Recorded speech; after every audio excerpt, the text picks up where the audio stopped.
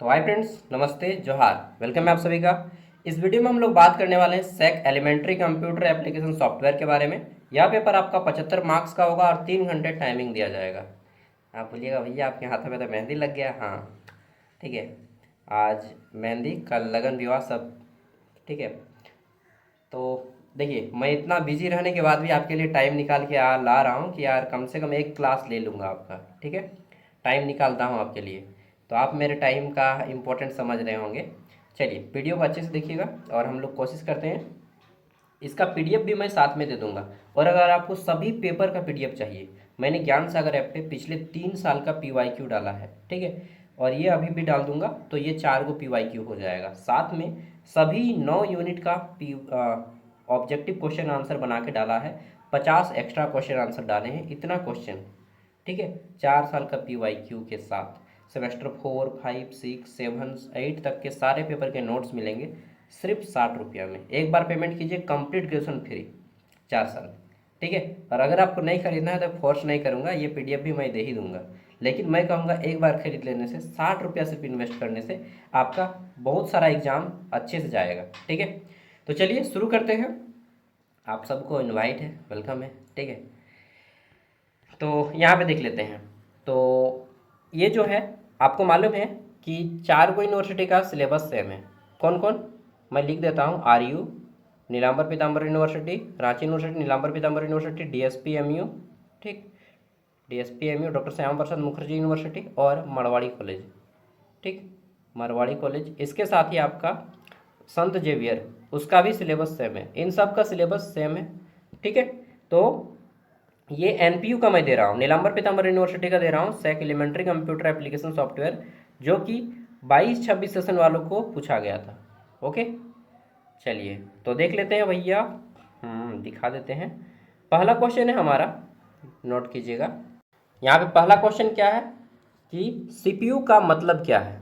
English में एक question रहेगा, एक तरफ हिंदी में, दोनों में रहेगा, ठीक है। What does CPU stand for. तो सीपीयू का फुल फॉर्म है central processing unit. Central processing unit, ये नहीं है, बी नंबर नहीं होगा, central processing unit. Option A इसका राइट आंसर हो जाएगा, ठीक है। सेंट्रल प्रोसेसिंग यूनिट सीपीयू, जिसे कंप्यूटर का दिमाग भी कहा जाता है या कंप्यूटर का मस्तिष्क कहा जाता है। दूसरा क्वेश्चन पूछा गया है, रैम का फुल फॉर्म क्या होता है। तो random access memory. Random access memory कहाँ है, रैंडम एक्सेस मेमोरी, ठीक है। तो ये ऑप्शन ए हमारा सही हो जाएगा, ऑप्शन 2 का भी ए। क्वेश्चन नंबर 2, तीसरा है हमारा, स्क्रीन पर कर्सर को घुमाने के लिए किस इनपुट डिवाइस का उपयोग करते हैं। तो अगर इसको स्क्रीन में जो कर्सर होता है हमारा, ये तीर बना होता है लैपटॉप में या कंप्यूटर में, तो उसको घुमाने के लिए हम लोग क्या करते हैं, माउस का प्रयोग करते हैं। तो ऑप्शन बी हो जाएगा, माउस, ठीक है। नेक्स्ट, चौथा क्वेश्चन है, मदरबोर्ड का प्राथमिक कार्य क्या होता है। जो हमारा मदरबोर्ड होता है कंप्यूटर का, ये, इसको मदरबोर्ड बोलते हैं या मॉनिटर बोलते हैं। ये जो होता है ना, इसको मदरबोर्ड बोलते हैं, या मदरबोर्ड बोलिए, चाहे फिर आप इसको मॉनिटर बोलिए, ठीक है। तो मदरबोर्ड का प्राथमिक काम क्या होता है, मेन काम क्या होता है मदरबोर्ड का। तो ये जो मदरबोर्ड है, सभी को एक साथ जोड़ता है, सर्किट कनेक्शन करता है, ठीक है। मदरबोर्ड सभी हार्डवेयर को एक साथ जोड़ता है, सर्किट कनेक्शन इसको हम लोग बोलते हैं कि सभी को जोड़ता है। कनेक्शन मतलब होता है जोड़ना, ठीक है। तो ऑप्शन डी इसका राइट आंसर हो जाएगा। नेक्स्ट, पांचवा क्वेश्चन है, किस स्टोरेज डिवाइस की क्षमता सबसे अधिक होती है। तो देखिए यहाँ पे ऑप्शन दिया गया है, एचडीडी यानी कि हार्ड डिस्क ड्राइव, एसडीडी यानी कि सॉल्ड स्टेट ड्राइव, यूएसबी, ठीक है, यूनिवर्सल सीरियल बस, ये सब फुल फॉर्म है, CD ROM, compact disc, read only memory. तो किसका स्टोरेज क्षमता सबसे अधिक होता है। देखिए, सबसे अधिक क्षमता की अगर बात किया जाए तो आपका एसटीडी में होता है, ठीक है। एसडीडी में सबसे ज़्यादा क्षमता पाया जाता है। चलिए नेक्स्ट क्वेश्चन है, operating system, sorry, operating system का उद्देश्य क्या होता है। तो ऑपरेटिंग सिस्टम क्या करता है, ऑपरेटिंग सिस्टम क्या करता है। एक मिनट, मैं इसको गलत बता दिया यार, ये एसडीडी नहीं होगा, ये एचडीडी होगा, हार्ड डिस्क ड्राइव, सॉरी, ठीक है। एसडीडी बोला था ना मैंने, एचडीडी बोला था। हार्ड डिस्क में सबसे ज़्यादा स्टोरेज पाया जाता है, ठीक है, हार्ड डिस्क, सॉरी अगर गलत बोला था तो, हार्ड डिस्क ड्राइव होता है, उसमें सबसे ज़्यादा स्टोरेज पाया जाता है। ऑपरेटिंग सिस्टम का उद्देश्य क्या है? तो ऑपरेटिंग सिस्टम क्या काम करता है? ऑपरेटिंग सिस्टम हार्डवेयर को जो है मैनेजमेंट करने का काम करता है। ओके, ऑपरेटिंग सिस्टम क्या करता है? हार्डवेयर को मैनेजमेंट करने का काम करता है, मैनेज हार्डवेयर रिसोर्स। नेक्स्ट, अगला जाता है क्वेश्चन नंबर 7। कौन सा या कौन सी प्रोग्रामिंग भाषा अपनी पठनीय और सरलता के लिए जानी जाती है? ठीक है, which programming language is known as या known for its readability and simplicity. तो देखिए सबसे आसान यहाँ पे कौन सा लैंग्वेज है? सबसे आसान अगर बात किया जाए रीडेबिलिटी को लेकर, पढ़ने के लिए और सिंप्लिसिटी, तो इसको हम लोग बोलते हैं पाइथन। क्या बोलते हैं? पाइथन। ये सब कंप्यूटर लैंग्वेज है, पाइथन हो गया, जावा हो गया, सी हो गया, कोबल हो गया। और सबसे आसान भाषा होता है कंप्यूटर का बेसिक, भाषा का नाम है बेसिक। कौन सी भाषा? बेसिक भाषा सबसे आसान है, जिसे सीखने के टाइम में यूज किया जाता है। ओके, और वैज्ञानिक भाषा है फॉरट्रेन। कंप्यूटर में वैज्ञानिक भाषा है फॉरट्रेन। ओके, फॉरट्रेन। आगे देख लेते हैं, कंप्यूटर नेटवर्क कर सबसे सामान्य प्रकार कौन सा है? तो कंप्यूटर नेटवर्क का सबसे सामान्य प्रकार कौन सा है? What is the most common type of computer network? तो कंप्यूटर नेटवर्क का जो सबसे कॉमन टाइप है उसको बोलते हैं LAN, local area network. Okay, LAN that means local area network, ये कंप्यूटर का सबसे सामान्य टाइप है। आगे देख लेते हैं next, control plus C keyboard shortcut क्या होता है? कंट्रोल प्लस सी मतलब होता है कॉपी करना। ठीक है, कॉपी, हिंदी में प्रतिलिपि बोलते हैं कंट्रोल प्लस सी। मैंने सारे शॉर्टकट की का कल वीडियो दे दिया है, मतलब सॉरी MS वर्ड वाले में दे दिया है। ठीक है, ऐप में सारा का नोट्स आपको मिल जाएगा। नेक्स्ट, माइक्रोसॉफ्ट वर्ड दस्तावेज के लिए डिफ़ॉल्ट फाइल एक्सटेंशन क्या है? What is the default file extension for Microsoft word document? तो माइक्रोसॉफ्ट वर्ड डॉक्यूमेंट में सबसे जो क्या बोलिएगा, माइक्रोसॉफ्ट एक्सटेंशन नाम है ना। तो अगर आप माइक्रोसॉफ्ट वर्ड में कुछ भी सेव करते हैं तो वो किस नाम से सेव होगा? वह जो नाम से होगा .docx, डॉट डी, अरे यार DOC मतलब डॉक्यूमेंट, एक्स मतलब एक्सल, एक्सल नहीं माइक्रोसॉफ्ट वर्ड। ठीक है, .docx, XLX होता है ये एक्सल का, TXT होता है, .txt होता है नोटपैड का। ठीक, .pdf होता है PDF का, PPT होता है पावर पॉइंट का। ठीक, XLSS ये होता है एक्सल का। शायद मैं गलत बोला ना, चलिए गलत बोलूँगा तो सुधार कर लीजिएगा आप लोग भी। 11वां क्वेश्चन है, in computing what does GUI stand for? GUI का फुल फॉर्म पूछा गया है। GUI का फुल फॉर्म क्या होता है? Graphical user interface. कहाँ पे है graphical user interface? Option B, graphical user interface. Okay, next देखिए, जब मैं CGL का तैयारी कर रहा था उस टाइम पर मैंने पूरा जो लूसेंट था ना, लूसेंट का आता है कंप्यूटर, वो पूरा पढ़ लिया था, पूरा का पूरा। ठीक है, 4 बार 5 बार 6 बार रिवीजन किया था शायद। ठीक है, तो इसलिए मुझे ये सारी चीज़ें याद हैं लगभग लगभग। What is the main purpose of a web browser? Web browser का मुख्य उद्देश्य क्या होता है? देखिए, जो वेब ब्राउज़र होता है जैसे कि क्रोम हो गया, वो हमारा एक ब्राउज़र हो गया, फायरफॉक्स हो गया, मोजिला फायरफॉक्स। ठीक है, माइक्रोसॉफ्ट एड्ज, ये सब क्या है? ब्राउज़र है। और इसका काम क्या होता है? ब्राउज़र काम करता है क्या? वेब नेविगेशन का। ओके, वेब नेविगेशन का, वेबसाइट नेविगेशन का काम करता है। आगे देख लेते हैं, क्वेश्चन है 13 नंबर, किस कंपनी ने पहला GUI graphical user interface develop किया था? Which company developed the first graphical user interface? तो पहली कंपनी कौन सी थी GUI डेवलप करने वाला? तो इसको हम लोग बोलते हैं जेरोक्स। ठीक है, और इसी के नाम से फोटोकॉपी को हम लोग जेरोक्स बोलते हैं, XEROX, जेरोक्स। ठीक है, जेरोक्स करवाते हैं ना। तो पहला GUI जेरोक्स पार्क के द्वारा विकसित किया गया था। जेरोक्स पार्क पूरा नाम है उनका, जेरोक्स पार्क, ये कंपनी है। ठीक है, जो ग्राफिकल यूजर इंटरफेस यानी कि ग्राफ के तौर पे यूजर का इंटरफेस रेडी किया। ठीक है, जेरोक्स इसको बोला जाने लगा। नेक्स्ट, अगला क्वेश्चन है, what does HTML stand in web development? तो वेबसाइट डेवलपमेंट में HTML का फुल फॉर्म पूछा गया है, हाइपर टेक्स्ट मार्कअप लैंग्वेज। क्या होता है? Hyper text markup language. ठीक है, hyper text markup language, option A इसका राइट आंसर हो जाएगा। HTML एक होता है HTTP, इसका फुल फॉर्म होता है hyper text transfer protocol. Hyper text transfer protocol HTTP का फुल फॉर्म होता है। ओके, ये सब मैं बीच बीच में बताता रहूँगा, एक्स्ट्रा एक दो को। अगला आ जाता है हमारा कंप्यूटर नेटवर्किंग में मॉडेम क्या भूमिका निभाता है? तो मॉडेम का पूरा नाम है मॉड्यूलेटर डीमॉड्यूलेटर। क्या है? मॉड्यूलेटर एंड डीमॉड्यूलेटर मॉडेम का पूरा नाम है। तो कंप्यूटर नेटवर्क में मॉडेम की क्या भूमिका है? मॉडेम जो है कम्युनिकेशन के लिए हेल्प करता है। ऑप्शन बी हमारा राइट आंसर हो जाएगा, communication. Okay, communication. Next, keyboard पर शिफ्ट की का क्या उद्देश्य है? जो हम लोग कीबोर्ड में शिफ्ट दबाते हैं तो शिफ्ट क्या काम करता है? शिफ्ट जो है ना, देखिए शिफ्ट दबा दीजिएगा तो आपका कैपिटल लेटर में लिख सकते हैं, स्मॉल लेटर में लिख सकते हैं। इसके अलावा शिफ्ट दबा के आप कुछ स्पेशल कैरेक्टर को एक्सेस कर सकते हैं। ठीक है, यानी कि विशेष वर्णों तक पहुंचना, एक्सेस स्पेशल कैरेक्टर।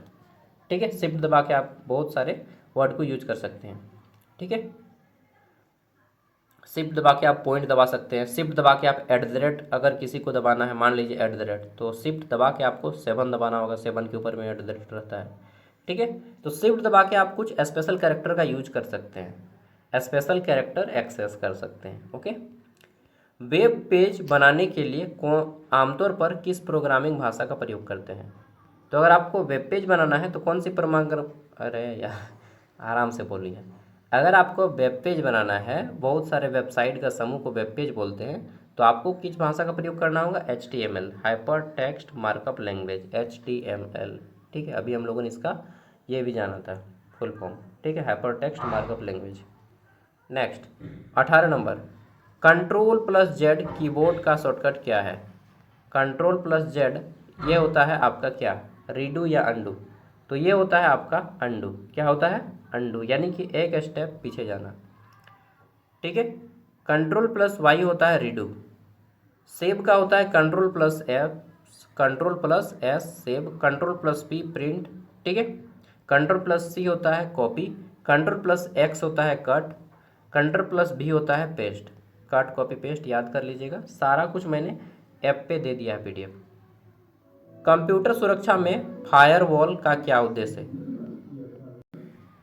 एक मिनट, मैं बाजा को बंद करवा के आता हूँ। ठीक है, नहीं तो अभी मतलब कॉपीराइट आ जाएगा। देखिए, आप लोगों का क्लास लेने के लिए मैं नीचे गया, छत के ऊपर में हूँ और बाजा बंद करवाया। ठीक है, मेरा खुद शादी है, लेकिन आप लोग का क्लास इंपॉर्टेंट है। देखिए, मैं रियलिटी में बता रहा हूँ, मैं पढ़ाई को बहुत ज़्यादा रिस्पेक्ट देता हूँ। ठीक है, और इसलिए मैं पढ़ाई को किसी भी सिचुएशन में रोकना नहीं चाहता। इवन जो मेरी वाइफ है, कल खुद उनका एग्ज़ाम है सेमेस्टर 7 का। ठीक, वो अभी ग्रेजुएशन लास्ट ईयर में है, तो हम बोले कि पहले एग्ज़ाम दीजिए उसके बाद आ जाइएगा। तो एग्ज़ाम बहुत इंपॉर्टेंट होता है। पढ़ाई हमें सिखाती है जीवन जीना। ठीक है, गलत बात, पढ़ाई हमें जीवन जीना नहीं सिखाती है, पढ़ाई ही जीवन है। एक बहुत बड़े एजुकेशनलिस्ट हैं, नाम है उनका जॉन डीवी। ठीक है, जॉन डीवी अमेरिका के एक साइकोलॉजिस्ट थे, बाद में वो एजुकेशनलिस्ट बोलते हैं। तो बोले थे education is not for learning of life, बल्कि बट एजुकेशन इज़ लाइफ। मतलब मैं अच्छे से वो कोटेशन को बोल नहीं पा रहा था। ठीक है, हम लोगों ने बीएड में उसको पढ़ा है कि education is not learning for life but education is life. But नहीं होगा, ऑल्दो होगा या फिर कुछ होगा। ठीक है, तो शिक्षा ही जीवन है, शिक्षा के लिए जीवन नहीं है। चलिए, खैर ऐसी शिक्षा मत लीजिएगा जो केवल नौकरी के लिए हो, ऐसी शिक्षा लीजिए जो आपको जीवन में काम आए। ठीक है, नौकरी के लिए पढ़ाई पढ़ना सही नहीं है। चलिए आगे बढ़ते हैं। तो क्वेश्चन क्या है? Ctrl+Z ये अंडू होता है। कंप्यूटर सुरक्षा में फायरवॉल का उद्देश्य क्या है? तो कंप्यूटर सुरक्षा में जो फायरवॉल होता है, इसका उद्देश्य क्या होता है? फायरवॉल नेटवर्क को अनधिकृत पहुंच से बचाता है। ठीक है, यानी कि अनधिकृत एक तरह से बोलेंगे कि गलत प्रयोग आपके मोबाइल पे स्टोरेज को आने नहीं देता है। ठीक है, नेटवर्क की सुरक्षा करता है। ठीक है, अनधिकृत एक्सेस वो नहीं करने देता है फायरवॉल। नेक्स्ट, कंप्यूटर में ध्वनि इनपुट करने के लिए किस उपकरण का प्रयोग करते हैं? तो अगर आपको साउंड को इनपुट करना है तो हम लोग किसका प्रयोग करते हैं? Which device is use to input sound into a computer. तो देखिए, हम लोग जो है इनपुट देने के लिए माइक्रोफोन का यूज करते हैं। ठीक है, और स्पीकर का यूज करते हैं आउटपुट के लिए। हमारे फ़ोन में जो भी मैं बोल रहा हूँ वो हमारा फ़ोन, लैपटॉप, जो भी मैं बोल रहा हूँ वो आपके साउंड में जा रहा है, रिकॉर्ड हो रहा है वीडियो में। वो किससे जा रहा है? माइक्रोफोन से। और जो आप सुन रहे हैं, जो हम रिकॉर्ड किए साउंड, वो आप जो सुन रहे हैं वो है स्पीकर। तो स्पीकर हो गया आउटपुट, लेकिन माइक्रोफोन हो गया हमारा इनपुट। माइक्रोफोन क्या है? इनपुट, और स्पीकर क्या हो गया? आउटपुट। ठीक है, तो माइक्रोफोन वो है जिससे साउंड को रिकॉर्ड किया जाता है, और स्पीकर वो है जिससे रिकॉर्ड किए हुए साउंड को बजाया जाता है या सुनाया जाता है। ओके, नेक्स्ट, कीबोर्ड पर बैक स्पेस कुंजी का क्या कार्य है? तो कीबोर्ड पे जो बैक स्पेस कुंजी होता है, कर्सर के बाईं ओर अक्षर को हटाता है। ठीक है, कर्सर के बाईं ओर अक्षर को हटाता है back space. Delete the character to the left of the cursor. Okay, next, 22 number, computer में कैश मेमोरी का उद्देश्य क्या है? कंप्यूटर में जो कैश मेमोरी होती है उसका उद्देश्य क्या होता है? What is the purpose of a cache memory in a computer? तो कैश मेमोरी क्या करता है? तो बहुत फास्ट काम करता है। ठीक है, कैश मेमोरी क्या करता है? बहुत फास्ट काम करता है। और ये कंप्यूटर में कैश मेमोरी का उद्देश्य क्या होता है? दीर्घकालिक स्टोरेज, लॉन्ग स्टोरेज, या शॉर्ट स्टोरेज, या फाइल का संगठन, या डेटा का ट्रांसमिशन। देखिए, कैश मेमोरी एक तरह से टेम्पोररी मेमोरी है, अस्थाई है। तो इसको यहाँ पे बोलिएगा अस्थाई डेटा स्टोर करता है। और अगर पूछा जाए कौन सी मेमोरी सबसे ज़्यादा फास्ट काम करती है, तो यही कैश मेमोरी सबसे ज़्यादा फास्ट काम करता है। एस डी डी बोलिए, चाहे एच डी डी बोलिए, मतलब हार्ड डिस्क बोलिए, चाहे एस डी डी बोलिए, चाहे सी डी बोलिए, चाहे रोम बोलिए, चाहे रैम बोलिए, चाहे कैश बोलिए, सबसे ज़्यादा स्पीड कौन है? कैश। इन सब में तुलना कीजिएगा तो कैश मेमोरी सबसे ज़्यादा फास्ट है। नेक्स्ट, वेब पर इमेज, ठीक है, वेब पर इमेज, इमेज मतलब फ़ोटो के लिए आमतौर पर कौन सा फाइल प्रारूप उपयोग किया जाता है? तो देखिए, हम लोग फ़ोटो जो होता है जितना भी ना, वो जेपीजी फॉर्मेट में होता है। किसमें? जेपीजी। जेपीजी का फुल फॉर्म होता है joint photographic expert group. JPEG इसका फुल फॉर्म होता है पूरा, जेपीईजी, शॉर्ट में जेपीजी बोलते हैं। इसका फुल फॉर्म होता है joint photographic expert group. Okay, चलिए, MP3 किसके लिए होता है? तो MP3 म्यूजिक के लिए होता है, PDF डॉक्यूमेंट के लिए होता है, टेक्स्ट जो होता है वो कैरेक्टर के लिए होता है। इंटरनेट पर ईमेल भेजने के लिए डिफ़ॉल्ट प्रोटोकॉल क्या है? ओके फ्रेंड्स, मुझे हो सकता है जाना पड़े क्योंकि कुछ इमरजेंसी काम आ गया यार। कोशिश करता हूँ आप लोग का कम से कम 50 क्वेश्चन ले लूँगा। अगर नहीं ले पाऊँगा तो यहीं तक वीडियो रिकॉर्ड रहेगा। ठीक है, तो हाय फ्रेंड्स, देखिए टाइम मिल गया। ठीक है, फिर से मैं रोक के आ गया। चलिए, तो अपना काम सुलटा के अब आपके काम पे लग जाता हूँ।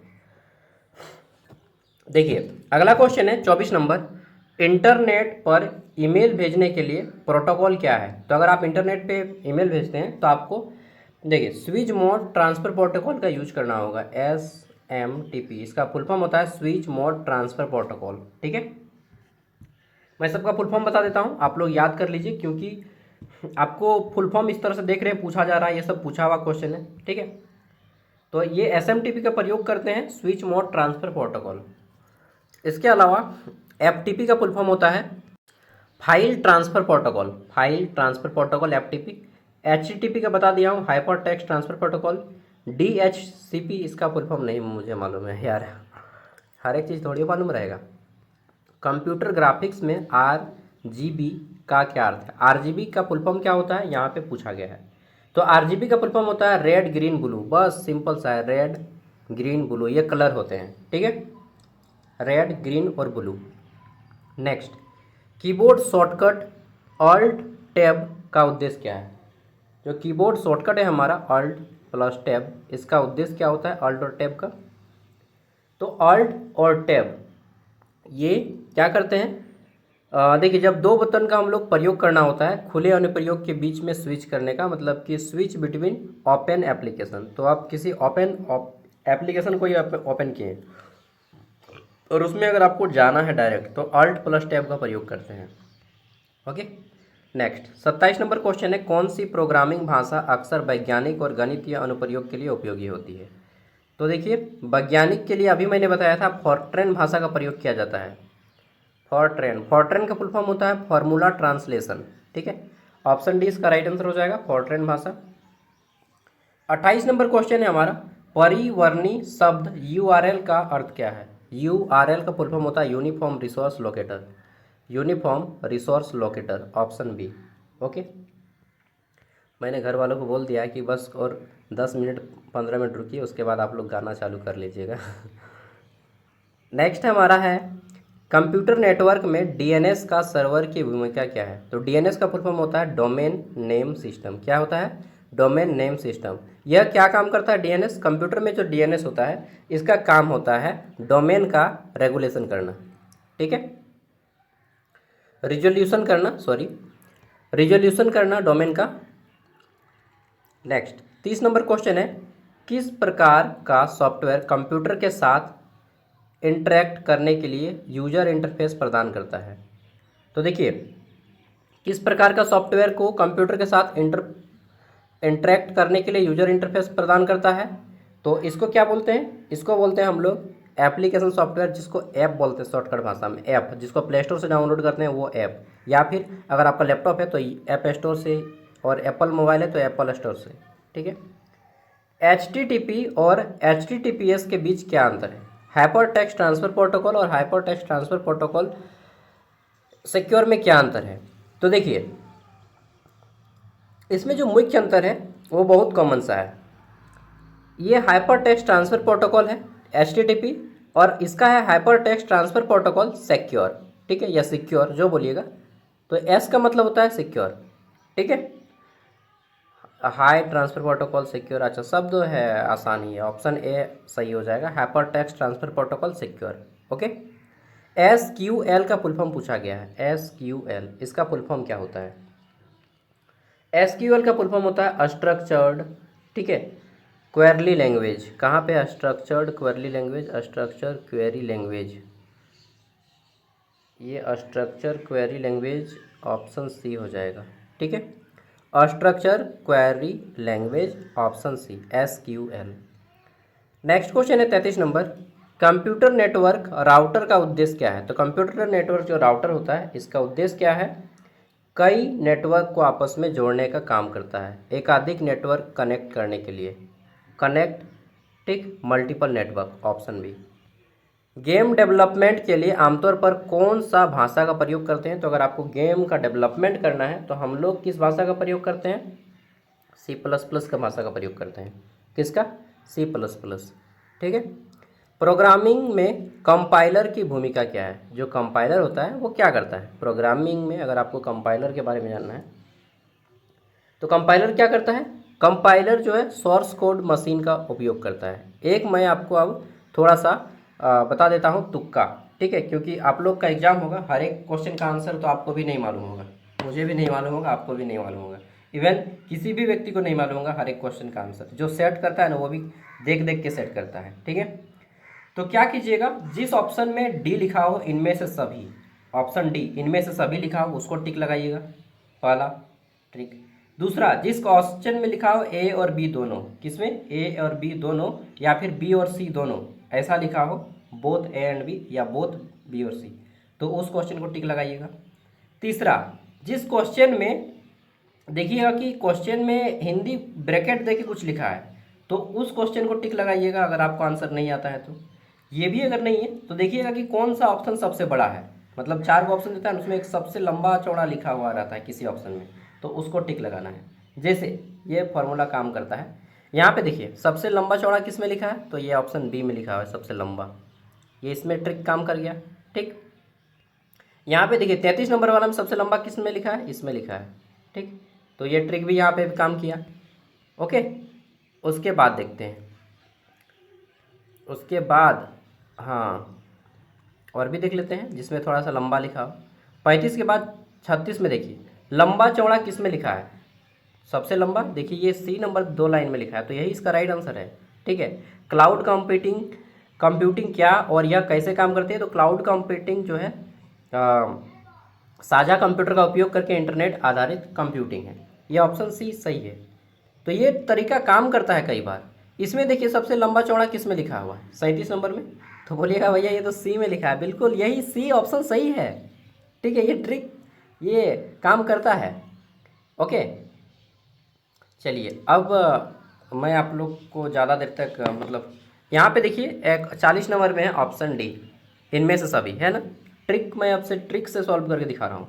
यहाँ पे है ना इनमें से सभी 40 में, ये इसका क्या सही आंसर है भैया, बिल्कुल। कंप्यूटर वायरस कैसे फैलता है, सिस्टम संक्रमित करता है, ये सभी इनमें से सभी ऑप्शन डी सही है। ठीक है, यूएसबी ड्राइव का साझा करना, इंटरनेट और संक्रमित फाइलों पर ईमेल अनुलग्नों के माध्यम से, इनमें से सभी, तो ऑप्शन सही हो जाएगा इनमें से सभी, ऑप्शन डी। ठीक है, तो ये आपको ट्रिक का प्रयोग करना है। ये किसका प्रयोग करना है, ये ट्रिक का। ये ट्रिक कैसा है भैया, तो जिसका ऑप्शन सबसे लंबा चौड़ा हो, जहाँ जहाँ पे लिखा हो इनमें से सभी।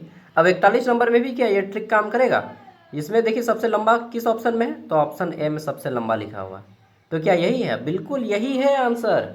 ठीक है, समझ गए। हाँ, ऑप्शन बी में देखिए किस में सबसे लंबा लिखा है, अब 42 में, ऑप्शन बी, तो क्या यही सबसे राइट आंसर है, बिल्कुल यही राइट आंसर है।